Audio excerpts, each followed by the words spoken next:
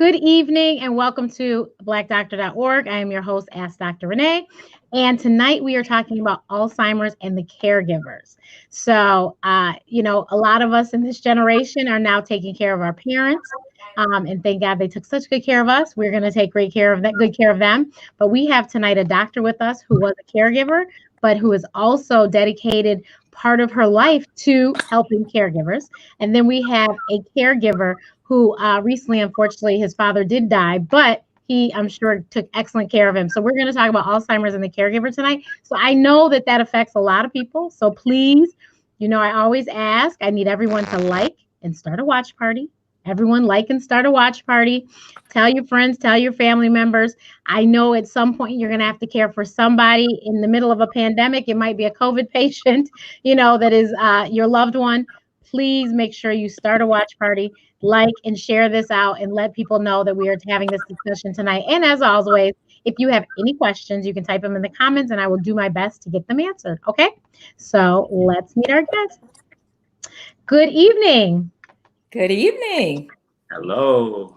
So tonight we have, I'm going to put your names up there. There we go. We have Dr. Nicole Rochester, who is a pediatrician, but now is all things caregiving. First person I thought of when we talked about this discussion. And we have Brandon Burke, who is a new author, who also is a caregiver like myself and like Nicole. So thank you guys so much. So Brandon, I want to just start with your story, and then actually Nicole will probably go into yours too. But let's start with Brandon's story. Okay. So my dad was diagnosed with Alzheimer's in 2015. And unfortunately, like you said, he passed away just this past November from complications of the disease. But for 5.5 years, I was one of his primary caregivers. I decided to write a book about our story and talk about our journey as father and son, not only just from the Alzheimer's perspective, but also just from childhood and how it led us to this moment and how Alzheimer's really impacted that relationship and impacted how we related to each other. So during the later part of his disease, he lived in an assisted living facility. But, I was there to make sure everything was going straight and, do all the things you need to do. And my book really talks about how, even though the beginning of our relationship when we were kids, we weren't as close, but we got closer as I got older. And there's some, things that happened and things that, I discuss in the book that talk about the journey and how we got to where we were. But it was a really, I want to say it's kind of like an awkward kind of, not responsibility, but in a sense, it's like, you get this kind of feeling of gratefulness for being, a caregiver for your parent, but it's kind of awkward to be in that position at the same time. Yes, very awkward. Yeah. I want to ask you, as far as Alzheimer's, what were the signs or what led him to go and get tested? So my grandmother actually had the disease as well. She passed away in 2002, so it was his mom. And it was something that we as a family kind of have a familiar history of. And so it was like, we were always looking for the signs and, my dad and, his siblings, just to see, if anything was changing or going as they got older. With my father, what I saw really was kind of behavioral changes. People really talk about things like memory as being the main issue with Alzheimer's, but that's just one piece of it. It's behavioral things too, such as, them forgetting how to do certain things. Or right. My dad was really, really good with directions. And one time we had a birthday party for my nephew and he got lost. And that's something that my father never would have done, and on top of that, he was very frustrated about it too, and so we were like, his demeanor kind of changed a little bit as these things were happening. We were trying to figure out what was it that was causing that. So I think that, when you're talking about Alzheimer's and talking about dementia, it's not just about memory loss. It's about behavioral changes too. That was one of the most significant things. He also, I talk about the story in the book where he called me a different name. And, when you're thinking about things like, I have brothers and sisters and he could have called me any one of those names, but he didn't. He called me Brian, which is, close to Brandon, to some degree, but he had never called me that before in his life. And so in my mind, I was like, something is not right here. And he tried to like kind of play it off and act like, what I meant. But to me, it was definitely a marker. Yeah, definitely. And so what made you make the decision though for him to be in assisted living? So there was a point where he was staying at home, so he wasn't working anymore. And I would go over about 2 times a week to visit him. One of the days when I wasn't there, my aunt, on the days that I wasn't there, my aunt would come visit. His wife, my stepmom, is a doctor, so she wasn't able to be home as much. And so one of the days that my aunt hadn't gotten there yet, and when she did get there, he was gone. He normally went out for walks and things like that, but this day he had. Actually, I shouldn't say that. My aunt didn't get there. She called and he didn't answer the phone because he didn't take his phone with him. That's what it was. He didn't take his phone with him, and he normally had, but there were times when he would forget. But he was gone for hours, and we all had to leave. I had to leave work. My stepmom had to leave work, and my aunt and my uncle came to help search for him, and I was able to find him pretty quickly. Actually, I just kind of knew what he typically would do, and I kind of used that as my guide to see where he may have been, and luckily he was right where I thought he would have been. But that was kind of the mark. That was the deciding factor of, okay, we have to do something different now. What we were doing right at that moment wasn't working anymore. So, Dr. Nicole, do you advise people on how to find the right assisted caregiving place? Because, dear God, I mean, you see enough commercials on TV with the lawyers saying, have you had, elder abuse? But I mean, because of what I've been through this year, I can see it happening because, especially during COVID, because we were not allowed to visit. Mm-hmm. Yes, it was horrible. I mean, you call and I was like, do you realize we're in a pandemic and we can't come? So we need you to be our eyes and ears, and you just have to take these calls. Yeah. I can't even imagine that. I mean, I've thought about that a lot, but yes, to answer your question, that is one of the services that I provide. So you mentioned I'm a pediatrician. I'm also a health advocate. A lot of people don't know what that means, but I primarily work with family caregivers and I help them navigate the healthcare system. I help them jump through all those unnecessary hoops so that their loved ones can get appropriate healthcare. And one of the services that I provide is to help research assisted living facilities, nursing homes, rehab facilities, because as you stated, Dr. Renee, not all facilities are created equal. Yeah. and there are some facilities that I would not put my dog in. Bingo. And, and they're very expensive. And so, the last thing you want to do, of course, the safety of your loved one is the most important thing, but you definitely don't want to shell out, many of these places are $4,000, $5,000, $6,000 plus a month. And to think that you could pay that amount of money and your loved one is not even receiving appropriate care is just, unacceptable. And so I do help. That's one of the services that I provide. And, it's difficult with COVID. Previously, I would often accompany my clients to the assisted living facilities or to some of the other skilled nursing. You can't even go check the places out now. Exactly. You can't even get in. And so, you have to be crafty and you have to do a lot online. But my heart goes out to all of the caregivers who. Now, not to cut you off, when did your father die? So my father passed away in 2013. Okay. Yeah, February of 2013. Now, was he in a facility or you guys were taking care of him at home? Was also, and my story is I was listening to Brandon. I'm like, wow, there's so many similarities. My dad had vascular dementia as opposed to Alzheimer's dementia and a lot of other health challenges. And yes, he was in an assisted living facility.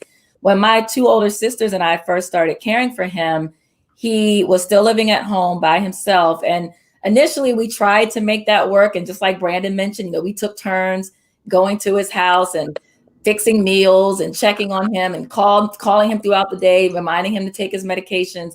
But within a few months, it was clear that just was not going to be enough. And so we moved him into an assisted living facility as well. I understand. So I've talked about it several times, but my dad's had several strokes this year, and my dad the rehabs, what we realized was in the rehabs, they just weren't doing what we would do. And so he wasn't progressing. Whereas because we would talk to him on the phone and he just really didn't have a whole lot of words. And, it was just, but when he comes home, oh my God, the man talked to me under the table this weekend. So, so he clearly does a lot better here with us than he was going to do in a facility because I think because one, my father is not American. And so because he's a foreigner and he's the only foreigner every time he goes to these places, then he's the only Black man when he goes to these places. I think he's just not going to really talk to you anyway. But, here he'll talk to us and, even his family would call the place too. But still, here they call and he talks to all of us. But it's just, you can see a whole difference. And actually, they mentioned vascular dementia to us because he's had strokes. Spots in his brain, obviously.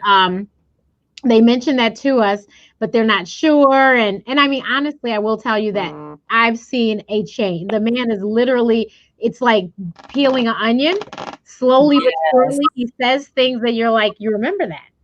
You said, it's like, wait a minute. So I can see that my dad is coming back. And so as frustrated as he makes me sometimes not wanting to take his medication, I'm very prayerful that this next Christmas he'll be back to my dad. But that's wonderful. It's small steps. I was telling Brandon before, my daddy couldn't sit up. Now the man sits on the side of the bed for hours. It's just that's baby steps. But the thing is that we feel like he was in 2 rehabs that just did nothing. And one of them, I'm almost certain, gave him COVID. So my dad, he came home for 3 days and he had a telemed visit and they said, something's not right. We think he needs to go back to the hospital. And so they were like, call an ambulance or drive him, but he has to go back. So he went back and sure enough, they were right.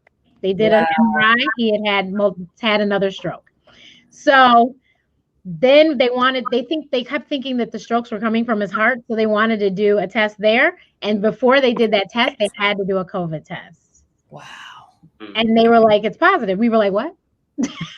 So the thing is, my father's had no quote unquote COVID symptoms, but I've spoke to a lot of us doctors and they're saying that this clotting thing also can be COVID related. Yes.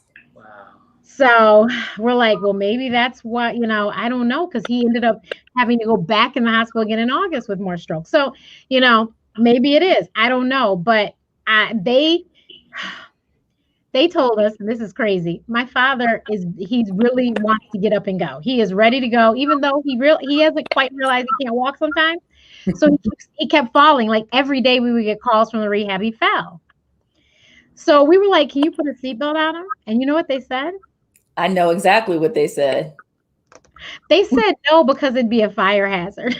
Now that's not what I was expecting. I thought you were going to say restraint because there are very strict rules and regulations regarding restraints. And when my dad was in the assisted living facility, he also fell fairly regularly. Thankfully, he didn't hurt himself. And we wanted to get him a bed with bed rails. And they said, no, that's a restraint. And so the only thing we could do is buy him a pad, like a padded mattress to put on the floor so that when he did fall out of bed, he didn't hurt himself. Yeah. No, so I thought that's what you were going to say. They said fire. And we were like, but he can't walk. Wow. So if there's a fire, he's not sprinting anyway. You know what I mean? Like, come on. So the craziest part is that when he went to the 3rd rehab, they had him in a seatbelt. This was a rehab hospital that is known for this. Shout outs to Rehab Institute of Michigan. They are excellent at the inpatient hospital rehab, and they were phenomenal. And they had seatbelts. And I think because of COVID, they gave us the seatbelt. They gave us like a whole lot of stuff. Oh, wow. Because they were going to throw it away. Yeah. And they also had 0 COVID cases and wanted to keep it that way. And so, they obviously they temperature checks on all the questions every single day that we visited. And then we always wore masks there. It was great. Now, my dad, because he was a flight risk, as we called him, they would have him out by the nurse's station so they could keep an eye on him and he couldn't fall, right? But they didn't always have a mask on him, which is why I think the man got COVID, because there was COVID patients in the rehab. And we knew that because the doctor slipped up and told me. Oh, God. And he's like, but we have them in a separate unit. But my dad is out in the general population with no mask on. And how do we know he didn't have a mask on? Because we FaceTime him sometimes and see him. Wow. Ooh, this is scary. So, not all rehab and nursing homes and assisted livings are created equally. You find some that have great caregivers there that are amazing nurses and staff, and but then you have some that it's just like, dear God, like. And the other thing Also, is that honestly, during COVID, even the ones that are normally good, everybody, they've just been They're under a just lot of stretched stress. thin. Yeah. Yes. Go ahead, Brandon. no, I was going to say the other thing with those places too is the turnover. There's a lot of turnover Yes. in who the providers are. And so you have to worry about new people coming in and how are they going to be, and that's also, one of the big issues I think in the industry. Yeah. When you look at, that turnover rate, it really can affect, especially someone with Alzheimer's who needs to have type of a routine and gets used to a certain person or a certain Yes. behavior. And you have someone new coming in who, is completely different, and that really can have an impact on them too. Really hard. So, Brandon, you mentioned that you would still go all the time for all the things that need to be done. I don't think people understand when you put somebody in an assisted living place, that doesn't mean the responsibilities off of you. You are still a caregiver. So, talk about some of the things that you had to do. So, I mean, just making sure that, he was getting his meals, making sure that, did he get his shower? Did he, are you shaving him? And then they'll say things like, oh, well, he didn't let me. And I'm like, well, let me try, you know what I mean? Right. So then, you do it and he's fine. But I think that there's a level of familiarity with family members that they'll probably do a little bit more for you than they will with others. My father, I'll say this, my father loved pretty women. So one of the ladies at the facility kind of fit the description of what he may like. So he was always willing to do what she wanted to do. But if somebody else came in there who didn't fit that description, he was not so kind. And then also I think, there were a few people who were had foreign dialects. So, getting him to understand what they were saying sometimes was a hard thing, and so, you have to think about all of those. And my father he was in a facility that was set up like a home. So it wasn't like that traditional like nursing home type of assisted living. It was in a single family house. And we thought, that would be a better option because at least it gives the idea that you're at home, but, there are drawbacks to that too. They don't have as many activities. They're not able to do as many things necessarily as a more facility type of place would be. So, it's a lot to consider. And, I always say, you have to make the best choice for you. You can't, and there's no real right or wrong. You just have to be involved, Right. I agree. And I just want to piggyback on what Brandon said about making the right choice, because I'm in a lot of family caregiver groups, even though I'm no longer a caregiver. And I hear a lot of people saying things like, oh, I would never, put my mom or my dad in a facility, or I promised my grandma that we would never do XYZ. And the reality is that, every patient is different and every family is different. And sometimes we have to make decisions that, well, always we have to make decisions that we think are best for our loved ones and also that are best for us. And, so like Dr. Renee, you said your dad definitely does better around family. For some people, it's the opposite. They don't listen to their family members, but they'll perform better and behave better for staff. But there's so much guilt with family caregiving, and a lot of us, current and former caregivers, you have so much guilt about every decision that you make. And I just think it's important to, we're all doing our best. You make the best decision. Right. Sometimes you have to pivot. Sometimes you make a decision and you realize, okay, that wasn't the best decision. And then you pivot, and that's okay. Yeah. And I think people don't understand, and I'm sure you understand, the whole logistics when it goes to paying for these facilities and Medicaid and Medicare and all of that, because that is a huge thing, unfortunately, is figuring out how is this going to be funded. And most times it's out of your own pocket. That's exactly right. All the costs that we paid for that assisted living came straight directly from out of pocket. My dad luckily had paid into a disability insurance when he was working, and so he had that up until he was 65. My dad was 65 when he passed away. So oh wow, it's very crazy that this happened the way that it did. Wow. He turned 65 on October 4th, and that's when those payments stopped. So we only really had 1 full month of not having that assistance with it. But even still, when my stepmom told me that I think his Social Security benefit for November, they wanted the money back because he passed away in November. So they said, we can't pay you for the whole month of November because he passed away. It's nuts. You're really you're literally exhausted thinking about all the things that have to go into this, and and I think the other thing that people don't realize is that you really have to develop a care plan, and one that is progressive, that really takes you from the beginning stage, the middle stage, the end stage of whatever it is that you may.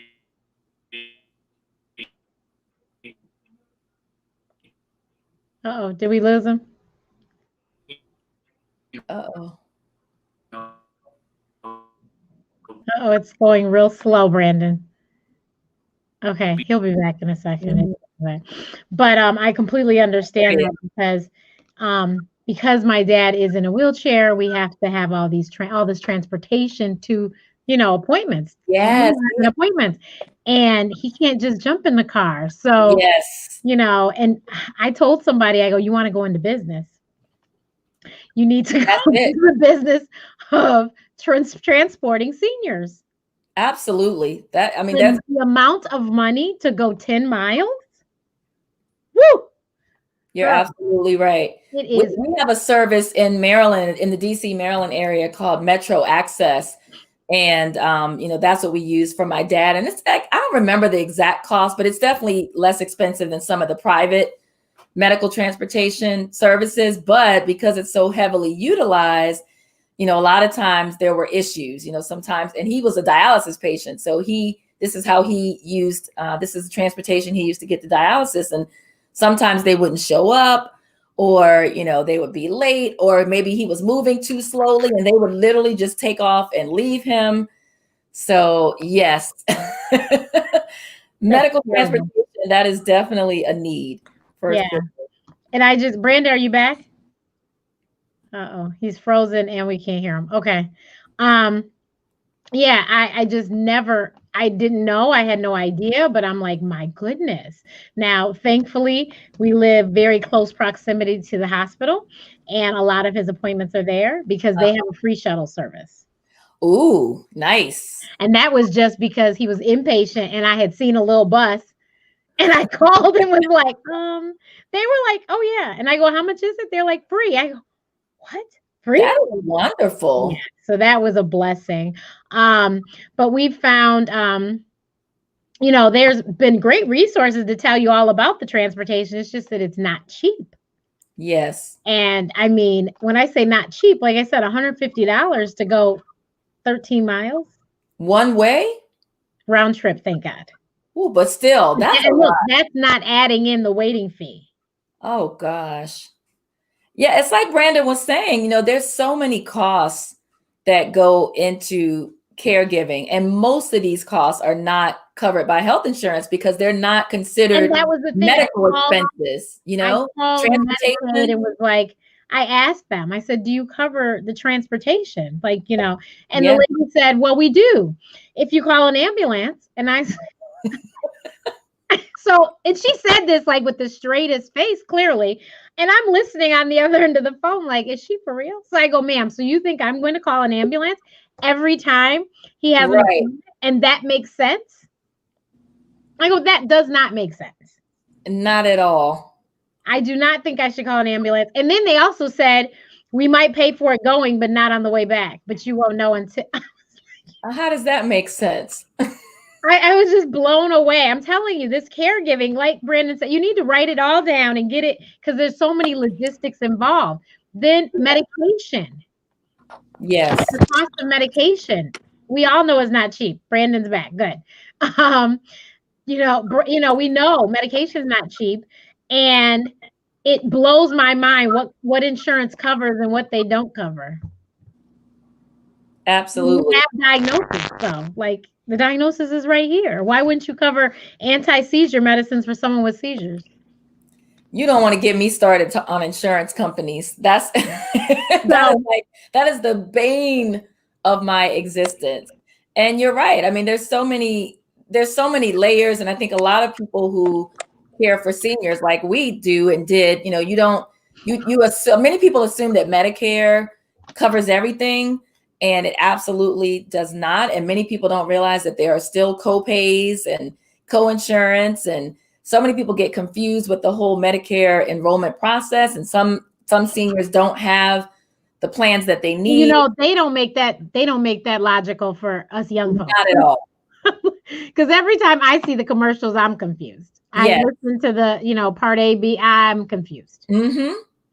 So I get it. I got it. We had someone who wanted to know your information, and we'll definitely get Dr. Nicole's information. I guess they might need some help. Okay. Brandon, I wanted to make sure we put the link to your book up here. Can Brandon hear us? Someone could type it's breaking up. Okay. Oh, he's gone again. Oh no. Okay, well, I tagged Brandon in the post. The author, Brandon, I think, is his Facebook page. So please, you guys, visit that page and make sure you purchase his book. It sounds like it is a very good book. And Dr. Nicole, please talk about your services. Sure. So I have health advocacy services where I do anything from helping family caregivers understand a new diagnosis, working with them and their loved one to understand a new diagnosis, to map out a plan in terms of, what doctors they need to see, help them understand their medications, interpret medical documentation, doctor's notes, lab results, things of that nature, advocating on their behalf in terms of sometimes getting second opinions or finding specialists. We talked about facilities. I'll help research nursing home facilities, rehab facilities, assisted living facilities, home care agencies, really everything related to that journey of getting your loved one appropriate health care. And your GPSdoc.com is where they can find you? That's correct. That is my website, Your GPS Doc. I'm on social media at Your GPS Doc on Facebook, Instagram, and Twitter. Okay, awesome. So anybody who needs these services, and I think we all do at some point, unfortunately, but definitely, because you just don't know. It's best to have someone who already knows how to navigate it than to be the blind one going in. We had a family friend that was in this space, so she could help us and tell us about, what acute from subacute rehab, she defined it all for us and knew people. And so I was like, okay, unfortunately, because of COVID, though, we were restricted on where he could go. Yes. So I made them test him 2 more times. Good for you. I was like, I refuse to believe this. They were like, my mother's like, well, then call. The doctor said you can call. And so I called and I said, he needs to be tested again. And then the doctor, he was so nice. I guess because I was a doctor, he gave me a cell phone number. Was like, feel free to text me. Oh, I was like, could you please? That's wonderful. I really needed that man to be negative because I knew where I wanted him to go, and he couldn't go. He was positive. I was like, please, Jesus.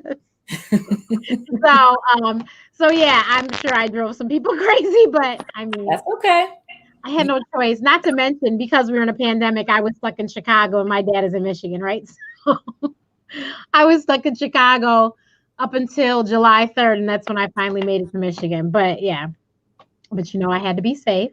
So Brandon is back, and I'm back. I'm sorry. No, it's okay. Technical difficulties. My power went out during one of these. Oh wow. I was like, I'm the host. What just happened? Right. My goodness. So we understand. So Brandon, the author, is your website. They can get the book there. They can. It's called Rediscovering Dad and Discovering Myself. I don't know if you can bring it back. Yep. Now tilt it a little forward. Yep. Perfect. We can see. There you go.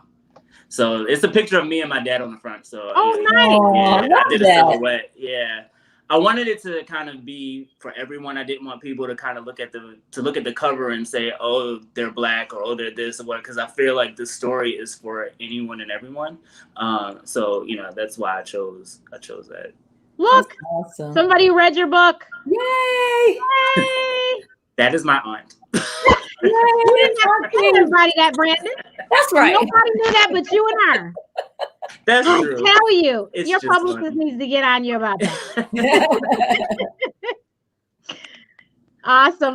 Oh, and your brother is watching too. Thank you. Oh, is he? Oh, He gave your link as well. Oh, I love that. I love the support. I love it. That's awesome. That's wonderful. But yeah, so I appreciate you guys talking about this. And because I know that, especially Brandon, this is so new. And I so appreciate you coming and talking to us about this. Because unfortunately, Alzheimer's and dementia are two things that a lot of people are going to have to deal with in this lifetime. Yeah, I mean, they're estimating 14 million people will have Alzheimer's by 2030 or 2050, something like that. So, I mean, right now it's 5 million people, and it's the sixth leading cause of death. So, I mean, it's crazy. It is insane. And November was Alzheimer's Awareness Month. And I really feel like it's something, like I said, there's many things it needs to be talked about every day of the year, because they do need to do research and figure this out. Because I know that if they do the research, put the money towards it, they can figure it out. They just have to keep working at it. There's so many things, obviously, that we don't know, but Alzheimer's is one of those things. It's like, they do think it is a genetic thing. So they do think, just like you said, your grandmother had it and your father and your siblings were looking. They do think that. Your dad was relatively young, though. Yeah, my grandmother had it got it around the same time frame too. Oh, wow. Right. Wow. So, the other thing that comes into play, you start thinking about, okay, well, what does that mean for me? Right. Exactly. That's one of the hardest things to kind of deal with when you're dealing with the situation. But what I do know, I've read a lot of reading and stuff, because like I said, we deal with dementia and different things. I've read there are ways to eat yourself not to get Alzheimer's. Exactly. That's my thing, is to try and make sure you exercise, eat right. There is a lot of power in food.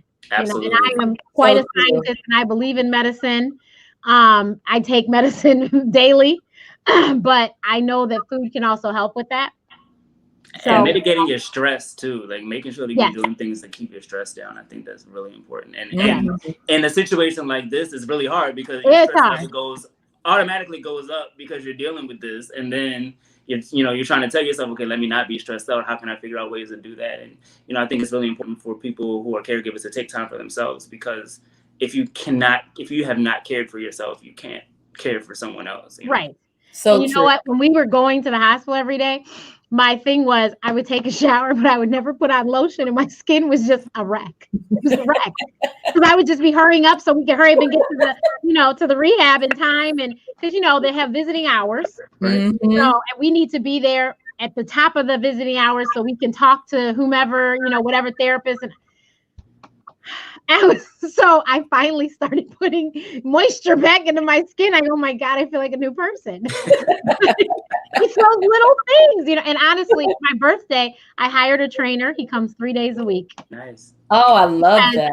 I was like, I am going to fall apart if I don't get it together. Not to mention, because my dad is in a wheelchair, I have to use this lift, and that lift is not light for me to pump. And pump, because it's not electric at all. It's completely manual. Ooh. And so I pump him up in this lift. My father's a full-grown man.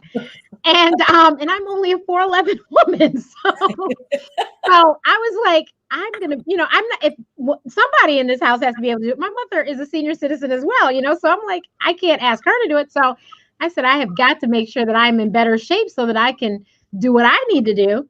So yes, I have my trainer comes 3 days a week, and I go, that's my self-care, my hour. That's 3 hours out of the week that I get to work out and sweat it out and, whatever. So it is very important. And if you can't, it's best to not do this by yourself. If you can, by any stretch of the imagination, you need help. And that's where like home health care comes in. I was told by one of the PTs, you can go to care.com and find somebody to sit with your dad. I said, what? Absolutely. Yep. I was like, I thought that was just for babysitting kids. No. Nope. So all these little things that I didn't know, I was like, okay, taking notes. And so this is great information, but you have to do something. And in a pandemic, I'm not going anywhere anyway. But like I said, this working out at the house is my little thing that helps me out. And once my dad is like knocked out or in bed, then we'll watch TV or movie, and everything's done for the day. We're good. So we get to catch up on our shows. And so, that's our little thing that we can do. And then after Thanksgiving dinner, we played Uno because that's helpful for him as well. Yeah. So, it's just little things like that. Right. That I wanted to piggyback off of what you were saying about help. I have a little blog on my website, and one of the topics that I did was about asking for help, because I think that there's so many people who don't want to do it, or you think that as a caregiver, especially if you have siblings or other family members, you think that they're automatically going to step in and say, what can I do? How can I help? What can jump in immediately? And sometimes people don't know where to start or don't know how they can help. A lot of my siblings live out of state, so it was a matter of, they would ask, well, what can I do from here that can help ease you, what you have to do. So if it's, one would call around to the assisted living facilities to find one, what I mean? So all those little things that you think, oh, let me go ahead and do it because I'm the primary caregiver, you can ask other people to do it. And there are people, they're willing to do it if they are given, the space to do it, and you have to allow that. And we had meals being delivered at one point. Oh, absolutely. And I agree. I mean, you have to, I think a lot of people, like Brandon said, they want to help, but the standard answer that we give people, knowing that we are completely drowning, and some well-meaning church member or neighbor or family member or friend will say, what can I do? And you go, oh, I'm okay. Yep. Lying. So we really have to allow, like you said, we have to let people into our circles. And I tell my clients, make a list of the things, even if it's something small, like, can you go pick up this prescription? Can you sit with mom? I mean, it's a little tricky with COVID, but can you sit with mom or dad for 2 hours while I go get my hair done or whatever? Right. But there's always something that other people can do. And I think sometimes caregivers are so overwhelmed with the day-to-day that they can't even really think of what to offload. And so just sitting down. That's why I sit there and Mom, I can call such and such and such and such and such and such. Yes. Right. Like I said, medication's expensive. I'm good with the computer. I can research how we're going to get this medicine cheaper. There you go. And she's okay. And, and then I come up with the solution. Here, this is the solution. If you want to go to the drugstore, that's fine. Or I can go, but this should be this amount now. And so it's, just like you said, just those calls, even searching websites, whatever it is, little things I try to take off her plate so that she can, she can just have a moment to just breathe, just sit. Like today, she just needed to sit. I took a nap today because I never take naps, but today I knew if I was going to do this, I needed to go to sleep. I was like, I'm about to pass out. And so I took a nap today too, and actually she called me 5 minutes before the alarm came off and was like, I was like, here I go. But yeah, you have to ask for help. And I realize that there's people in my family that have trouble asking for help, but you just have to butt in and say, I can do this. You don't have to do this. I can do this. Right. I can do this to help you. I'll pay for this. I'll take care of that. Like my job has been transportation. So she usually makes the appointments and then I figure out how they'll get there. Mm-hmm. Because like I said, he can't just get in the car. We got to figure out which transportation provider can get him there the cheapest and the safest. Right. Yes. So every little bit helps, Yeah. I think that's what people have to understand. And, I also wanted to kind of talk about, when my siblings aren't in the same place, and you're the kind of primary caregiver, you sometimes feel a little bit of resentment because you're like, I'm the one that has to do it. And, they don't have to worry about this or that. But, I was having a conversation with someone else and they were telling me that, sometimes the person or the sibling, the family member who's not local, they have the same type of guilt or resentment that they feel bad. And, as a caregiver, sometimes you don't realize that they feel bad as well. They feel like I'm not able to do this, or I'm not able to be there. And so I'm not contributing in any way. And so we have to allow a little bit of grace and space, I think, for people who are in all different types of situations, and allow them to be as a part of it as they can be. Yeah, you know, my sister actually lives out of state. So, and actually I live out of state, but I'm able to work from anywhere, so I could come here, but we call her 24/7. She's usually on FaceTime talking to her father to help us. Anyway, and my two sisters are local. I mean, I was blessed in the sense that my two older sisters and we all live within like 15, 20 minutes of each other. So we were able to just jump in and care for our dad together. But, you know, we do have siblings that were out of state. And you're right. I mean, and then, you know, the flip side of that, though, is that sometimes, and I hate to say this, but there are some families where some of the siblings really don't want to help. And right. You know, I see this a lot with some of my clients, and even in some of the Facebook groups where, you know, there's one sibling that's doing everything and everybody else is just kind of like wipe their hands of it. Yep. And that just breaks my heart, because it's so hard. It is so hard being a caregiver that I can't even imagine if you know that you have potential help, you know, and they're just deciding not to. I don't know. I'm thankful that I wasn't in that situation, but a lot of people are. Right. And I'm thankful. My sister, she'll come at the drop of a dime and she'll be right here. Like, what's next? And when she comes, I get a break, because she'll get up and she'll help them out. So.